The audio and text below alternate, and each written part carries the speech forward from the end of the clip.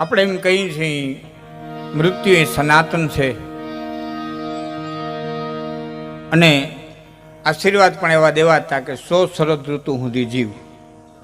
શરદ ઋતુ એક રોગનું ઘર છે, આજે એ પૂરી થાય છે. આપણા આશીર્વાદ હતા શરદ ઋતુ વીતી જાય પછી પાછું વરહદી વીતી જાય. એવા 100 વર્ષનું આયુષ્ય જેને પૂર્ણ કર્યું એમની પાછળ જે કઈ બેનું દીકરીઓ ભાણેજડા, આપણે કઈ મરવા પાછળ મરી નથી હગાતો, પણ મરી નથી હગાત પણ કઈ કરી તો હોગાય ને. મેરા વાહે મરી ન હોગાય પણ કઈ કરી તો હોગાય ને. સાધુને ભોજન, બેનું દીકરીઓ ભાણેજડા આવ્યા ગયા, ચકલાવને ચણ, ગાને લીલું. હવે એને પહોંચે છે કે નથી પહોંચતું એમાં કોઈ શાસ્ત્રો એકમત નથી. ત્યાં સુધી પહોંચે છે કે નથી પહોંચતું ભરતભાઈ એમાં કોઈ શાસ્ત્રો એકમત નથી, પણ જે કરે છે એનું જમા થાય છે એ 100%ની વાત છે. જે કરે એનું જમા થાય છે. એમનો પરિવાર, કોઠીવાડ પરિવાર, ને આ ગામમાં તમારે ઘણી વખત આવવાનું થયું. એટલે જે કંઈ મારે બોલવું છે એ ધીમો જો ઝીણી ઝીણી વાતોનો કલાકાર છું એટલે હું છે આમ ધીમું લઈ બંધાય મારી. મૃત્યુ એ સનાતન છે. જાતસ્ય ધ્રુવો મૃત્યુ ધ્રુવો જન્મ મૃત્યસ્ય ચ તસ્માત પરિહાર્યાર્થે નાનું સોચંતી પંડિતા. મૃત્યુ સનાતન છે. જન્મેલાનું ઉગે આથમે, ખીલે ખરે, જન્મે ઈ જાય. આ એક સનાતન સત્ય છે અને આ બધું બધાએ સ્વીકારેલું છે. ભલે સાવિત્રી જીવ પાછો લઈ આવે પણ એક વખત લઈ જાય એમાં ફેરવી નહીં. પણ જેમના મૃત્યુની પાછળ આટલા મોટા સંત મેળાવડો અહીં હોય એ જેમના જીવનની ઉત્તમતા બતાવે છે, સહજતા બતાવે છે, સરળતા બતાવે છે. કારણ કે આ જગતના પટમાંથી બધું મળે પણ એક વસ્તુ મળવી કઠિન છે. શું? કૈતાત મિલે, પૂર્ણિમાત મિલે, સુત ભ્રાત મિલે, યુવતી સુખદાયી.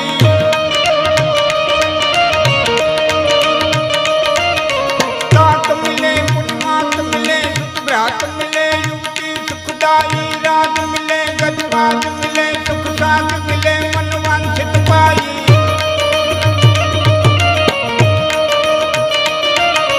लोक मिले, सुरलोक मिले, विधि लोक मिले, वही ऊठ जो जाई.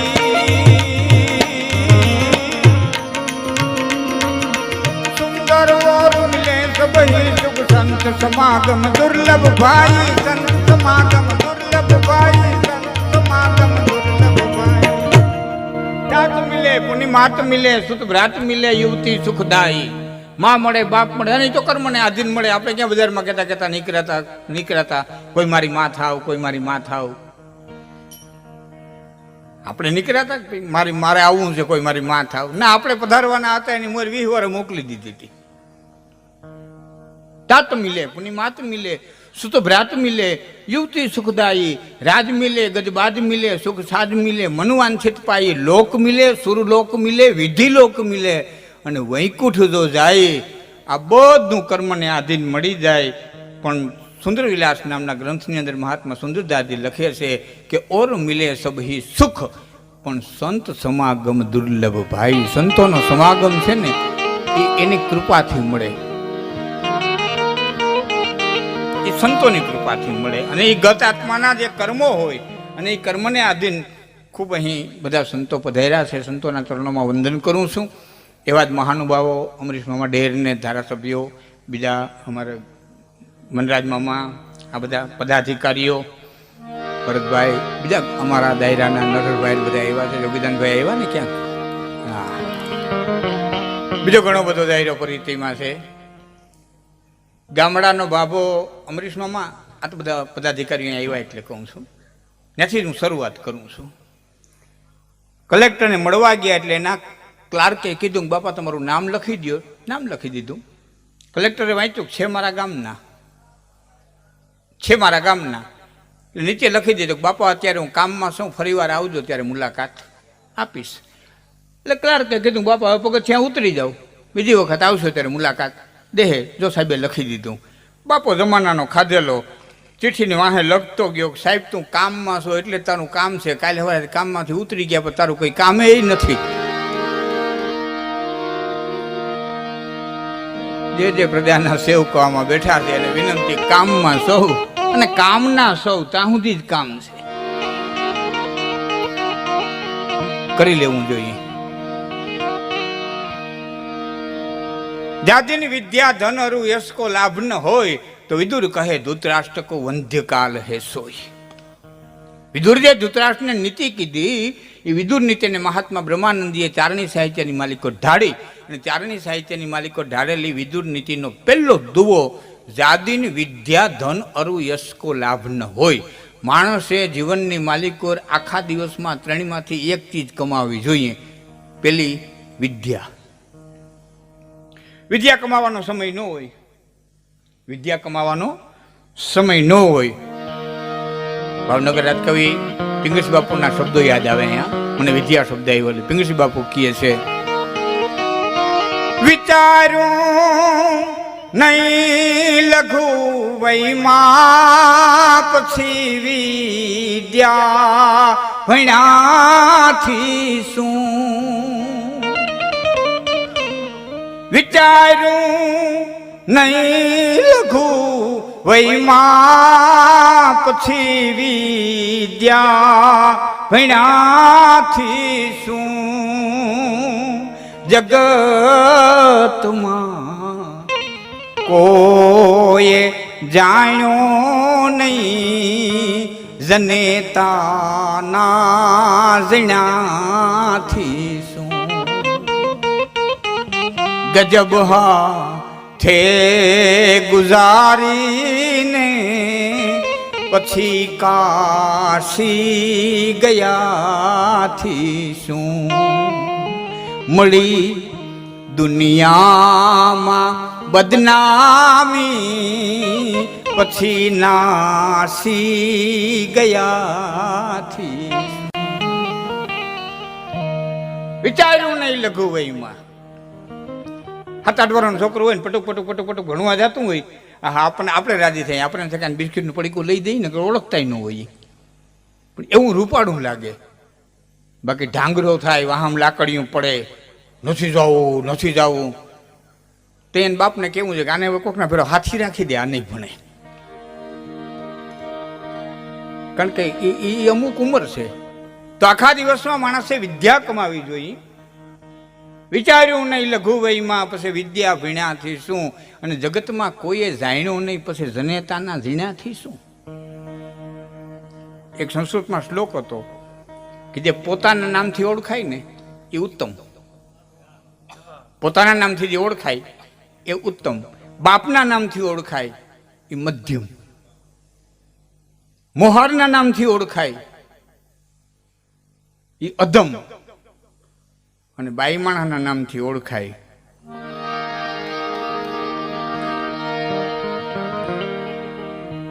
એ છેલ્લી ક્વોલિટી. એમ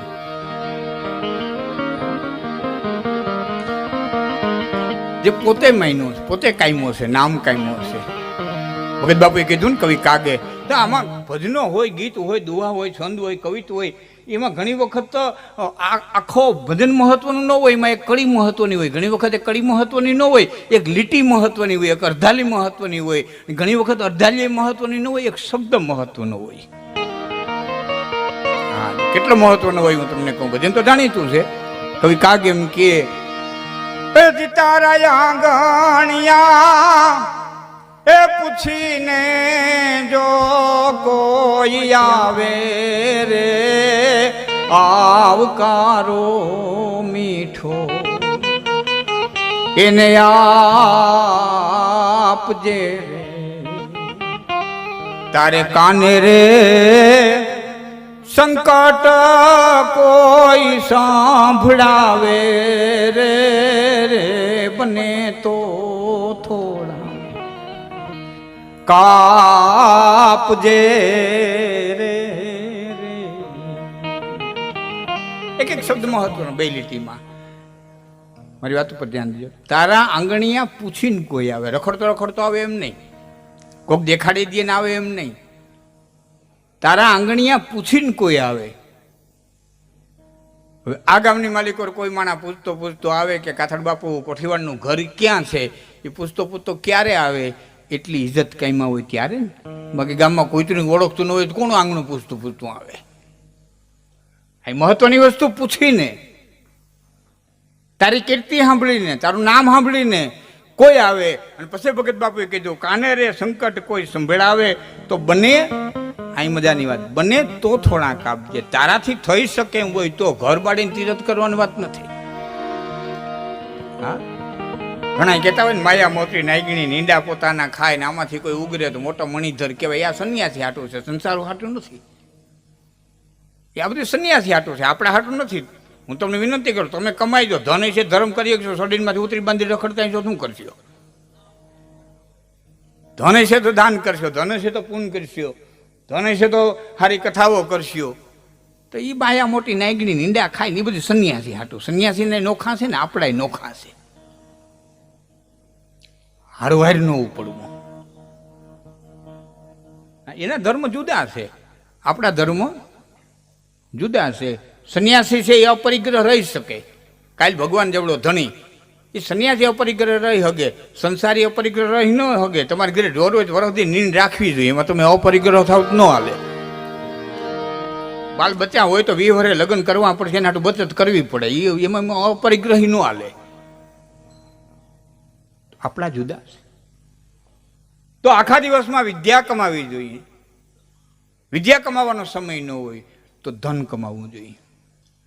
અમરીશભાઈ, આ દેશ છે ને ધનનો વિરોધી નહોતો, અને આ દેશ જો ધનનો વિરોધી હોત ને તો આ દેશમાં શ્રી સૂક્તક નો લખાત, લક્ષ્મીની ઉપાસક ન હોય, શ્રી સૂક્તક નો લખાત.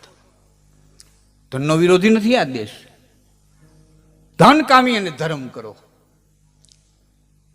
એનો ઉપાસક છે આ દેશ. લક્ષ્મીનો ઉપાસક છે આ દેશ. અને 4 પ્રકારના ભક્તો ભગવાન કૃષ્ણ ગીતાની અંદર વર્ણવ્યા છે. એમાં એક આ ભક્ત કીધો છે, આરતી, અર્થાર્થી, જિજ્ઞાર્થી અને મુમુક્ષ. એમાં પેલો આરતી, દ્રૌપદી, ઓલા ઓલી, કાચબો કાચબી, આ બધા જે આર્તનાદ કર્યો, નરસૈયો, આ બધા આરતી, અર્થાર્થી, ધન માટે, અર્થ માટે, પૈસા માટે તમે ભક્તિ કરી શકો, એની કૃષ્ણની છૂટ દીધી છે. હા, ગીતામાં આ ઉલ્લેખ છે. પછી જિજ્ઞાર્થી, જિજ્ઞાસા થવી જોઈએ આ બધું શું છે, શું છે એવો જિજ્ઞાર્થી. અને પછી મુમુક્ષ. આ 4 પ્રકારના ભક્તોમાં એક અર્થાર્થી ભક્ત કીધો છે. હું અમરીશ મામાને કહેતો હતો કે આપણને ઘણી વખત અવરા કાન પકડાવ્યા. ભગવાનની નિષ્કામ ભાવે ભક્તિ કરે. નિષ્કામ ભાવે સંસારી કરી જ ન હોગે, ભાવ કામ આવી જ જાય. અને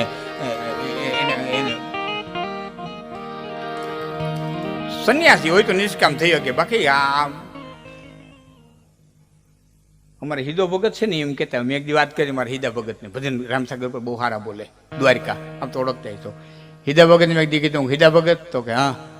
હું કા સાધુ સંતો તેમ આમ બધું ખખેરીને નીકળી જાય, એમ આપણે શું કરવા નહીં નીકળી શકતા હોઈએ? મને કે એ છે ને એ ટ્રોલી વિનાનું ભોડું કહેવાય નીકળવું. ટ્રેક્ટરનું ભોડું હોય ને ગમે ત્યાં નીકળી જાય ને, આપણે એ કહેવાય ટ્રોલી છે ને પછી એમાં ઉભારા સીડ્યા કસામ બસાના.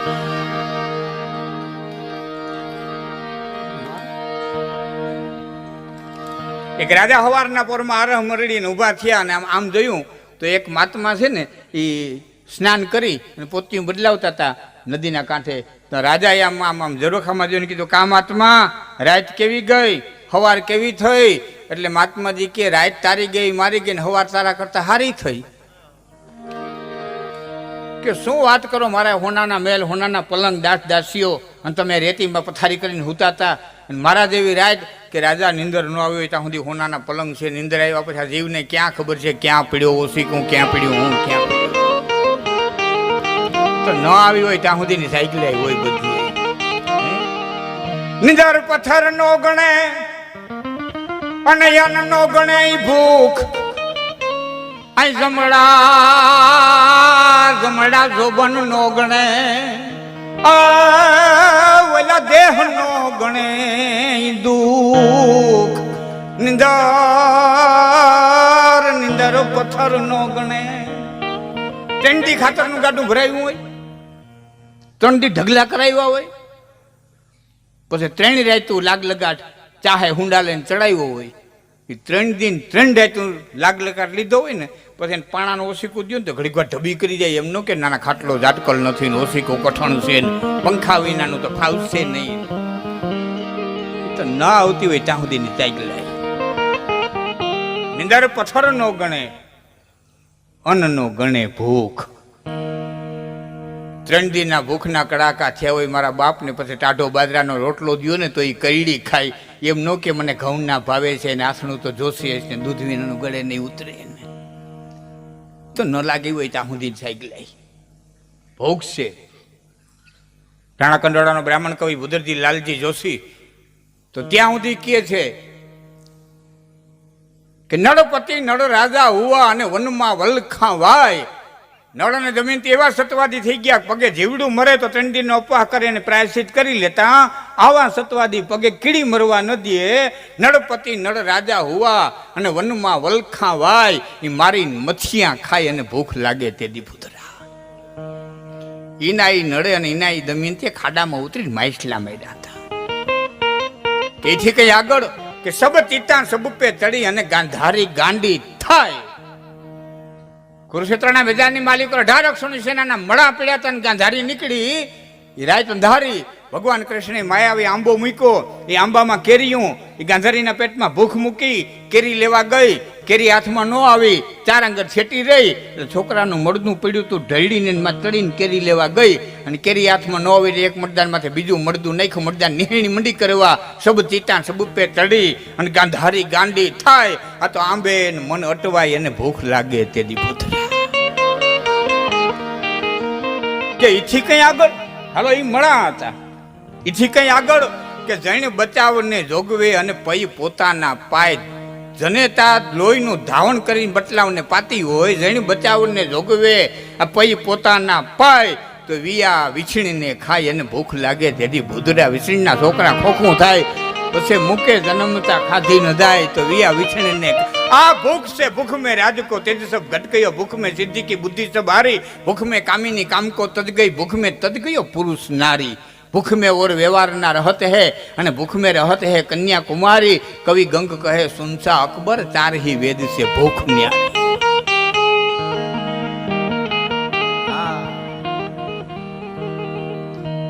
3 દિનનો ભૂખો આપણે ઘેરે આવ્યો હોય ને પછી એમ કહું મારી કેસેટ બહુ સરસ આવી છે, ઘડીક ટીવીમાં જોઉં ને એટલે એમ કે પેલા આમાં દે. પેટની ભાંગે તો મનની ઉઘડે, પેટની ભાંગે તો મનની ઉઘડે અને મનની ભાંગે ને પછી આત્માની ઉઘડે. પરબારી ગુરુ ગમ્યો ન હોય એટલે મમ્મનું થવું જોઈએ.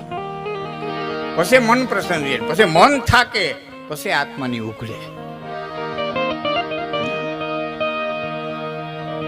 તો નિંદર પથ્થર નો ગણે, અન્ન નો ગણે ભોગ, જમડા જોબન નો ગણે. જમરાજા જીવ લેવા આવે ને પછી જોતા નથી બળવામાં કે આની વાહે કોઈ લેનારું છે કે નહીં, આની વાહે કોઈ રોનારું છે કે નહીં, આની વાહે કોઈ કંઈક ઉત્તરક્રિયા કરનારું છે કે જેને આવ્યો એને લઈને જાય.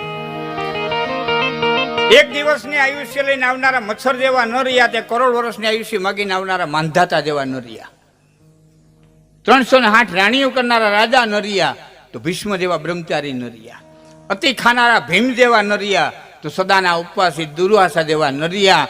અહીંયા દુર્યોધન જેવા લોભી ન રહ્યા, તો રતિદેવ જેવા પરોપકારી ન રહ્યા.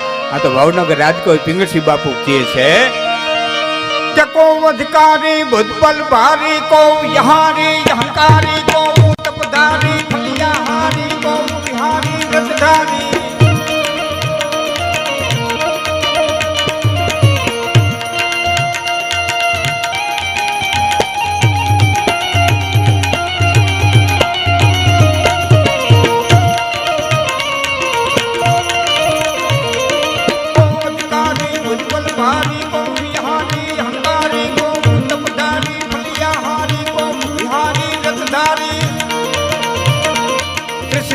ટારી રહ્યા ભિખારી અંત કુવારી વસ્તાના.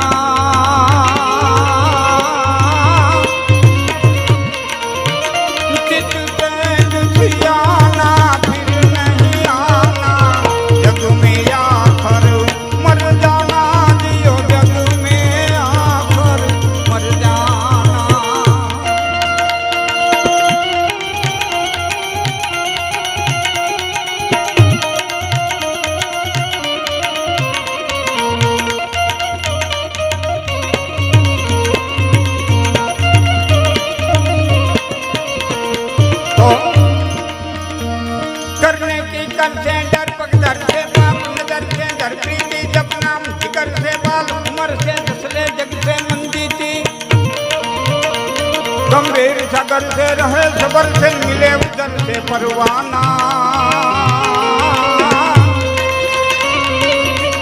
आना बने आना जन्मे या घर मर जाना बदना कर मन में मिथ्या धन में दौर बदल में जो बन में जो कहे न बन में जीवन जन में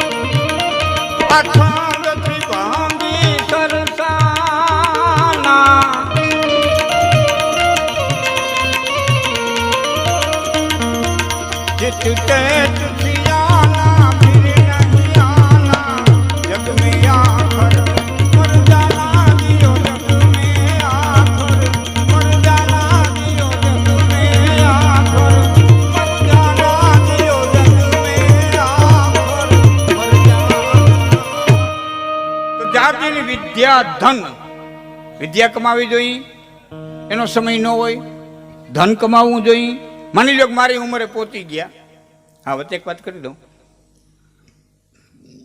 ક્યાંય ચોથો તથો દધ બોલવામાં જરાક તમને ઓલું લાગે ને તો સ્વીકારી લીધો પાછા ભેરા થાવ તે લગભગ એસેસરી નખાઈ ગઈ છે હા કારણ કે પેઢી મોરી પડે ને ઉઘરાણી વાળા વધે પેઢી ખમતી દર હોય ને તો ઉઘરાણી વાળાને નિરાત હોય પડ્યા છે ને વાંધો નહીં પણ જેવી ખબર પડી ને કે મોરી પડી પછી લાઈનું લાગે મતલબ આ દુનિયા દોરંગી તુરક તુરંગી પણ જરા તારે ક્યાંય ચોછાનું થાય તો તમે સ્વીકારી લેજો એક દાંતની વલી છે એટલે પાછું પછી એસેસરી નખાઈ જાય પાછું બધી વાંધો નહીં આવી રીતે